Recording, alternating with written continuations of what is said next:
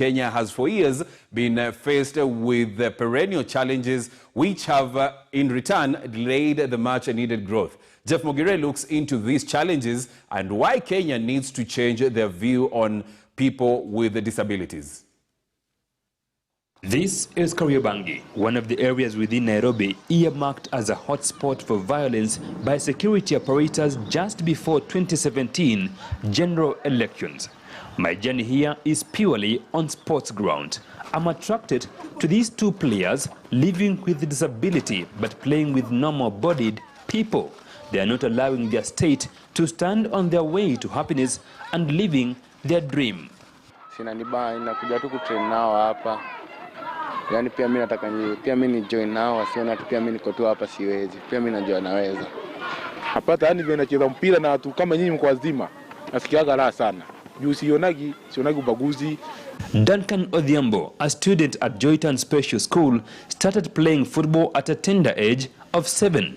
The treatment from his peers here is enough to keep him going. Si wote tuko the same, hakuna ati wewe ni mkali, ati unaweza nifanyia hivi. Yaani wote pia wanaona tu pali nacheza wote pia wanakuja tu. Hakuna mwenye ananidharau, wote wanajua tu si wote tuko tu the same. Edric Chibi is a Tanzanian citizen.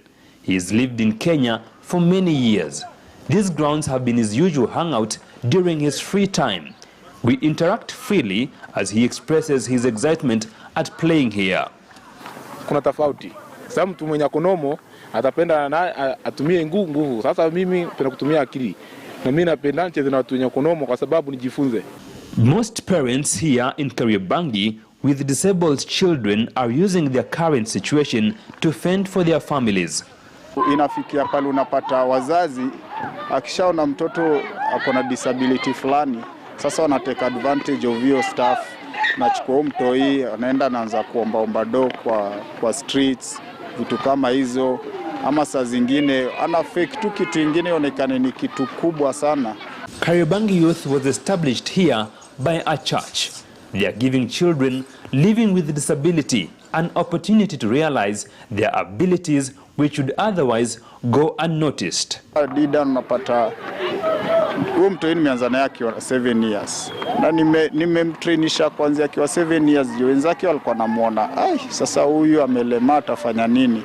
But tunapata ile tu kumleta pamoja na wenzake mpaka dakika za mwisho ilichenjio hiyo aspect ya wenzake kumview in a negative perspective. Even as they try to reach out to Duncan and people of his kind, they have faced challenges. Parents here don't want their disabled children exposed to the public. Mzazi tushikane na makoch to identify hizi talent watoto Mungu ametupatia, then tuweze kusaidia na kunecha hizi talent. Si lazima mtoto ende shule, but unapata through football mtoto anaweza soma na anaweza prosper na akasaidia hata mzazi.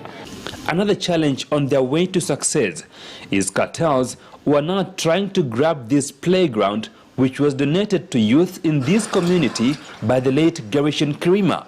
They are now being edged out and have nowhere to go.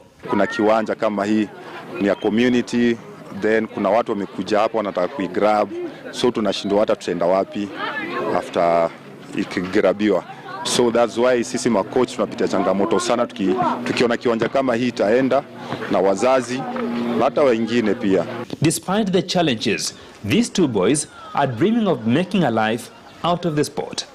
Ninatamani nicheze hapa, niwakilishe Kenya, nikitoka kwa Kenya, nenda nicheze hata kituka Italy huko. The National Amputee Football Federation says the government has abandoned the sport and growing it is becoming a challenge. Wale wako kwa hizi offices hawatambui mchezo, hawezi hii mchezo iko na nafasi ya kugrow. Wakiona uko na nafasi ya kugrow, maybe mtu anaona kama hujapitia kwake lazima ukue kando. Unaona? So unatoka na nguvu yako. Which on the other hand wanasema ati nyinyi watu wa Sonko. Unaona? Nyinyi group ya Sonko. Sababu gani? Utaenda kubega mpaka ulie kwa mlango na pia ukirudi kuanza kulia kwa mlango atio wewe ni kichwa ngumu. Unaona? So passion ya hizi mchezo wa walemavu ndio itafanya hizi mchezo wa walemavu Kenya ikigrow.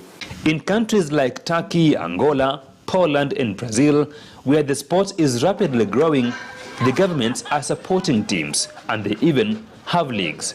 4 players from Kenya are playing professional amputee football in Turkey. Hakuna mtu anataka kusikia sababu gani wanaona kama hii ni na sasa ni kama substandard sports in their own minds. And again na sasa wengi wao wale wako kwa hizi ma doctors, most of them hawana sports at heart. Uweze pata mtu yule anataka kugrow tu mchezo ile anaona tu ni unique to grow mpaka watu 100 kumbe hii kitu inawezekana kama hizi nchi zingine zinafanya. In 2018, Kenya participated in the Amputee World Cup in Mexico. However, despite flying the national colors high, they faced a myriad of challenges. Tiyo ikifika hapo, jezi unapata tunapewa jezi na watu wa Cusco. Tunaenda kuvaa jezi ya Cusco. Tunavaa jezi ya Songo. You can imagine. Tunacheza World Cup na tunavaa jezi ya Songo. I hope you saw that. No. So inaweza kuambia venye hata watu hata hawatambui sports. No. Lack of proper sporting infrastructure remains the biggest challenge in the growth of sports involving people living with disabilities in Kenya. There is need for the government and all the stakeholders to come together for Kenya to realize the potential of these forgotten minorities. Jeff Mogire, KTN News, Kariobangi, Nairobi. Of course, an inspiring piece right there by Jeff Mogire on the plight of people with disabilities in sport. Emma Baroki, thank you for tuning in. So we now take a short break. When we come back, it's all about the results and the highlights from the matches that were played yesterday in different leagues across Europe.